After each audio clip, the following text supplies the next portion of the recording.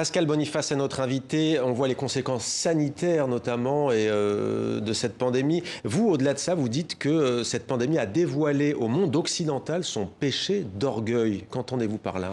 Oui, parce qu'au début, on s'est dit, c'est pas pour nous. Les pandémies, c'est uniquement en Asie, en Afrique et les pays occidentaux dans leur ensemble.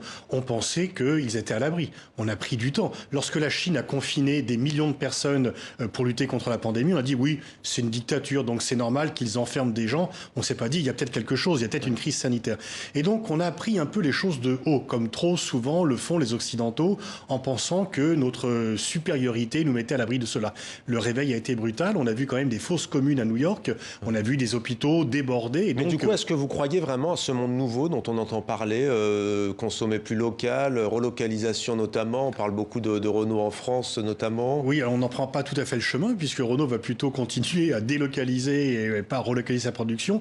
Il y a toutes des réflexions à avoir. Je pense qu'il y a des tendances structurelles qui sont très lourdes et qui ont été accélérées par le Covid-19, notamment le fait que le monde occidental ne domine plus le monde et qu'il doit regarder d'égal à égal les autres civilisations et ne pas les prendre de haut comme il le fait. De même que la rivalité entre la Chine et les États-Unis, qui est l'élément structurel du partage de la puissance pour les années à venir, n'a pas été créé par le Covid-19. Mais le Covid-19 est venu amplifier, stimuler cette rivalité, notamment pour des raisons de politique intérieure américaine et pour la façon dont la Chine a géré cela. Et donc tous ces éléments sont en cours. Et puis il y a aussi au niveau européen une prise de conscience. Pendant très longtemps, l'Europe a été finalement, c'était chacun pour soi, on n'a pas de politique commune. Et puis il y a eu un sursaut avec ce plan de relance.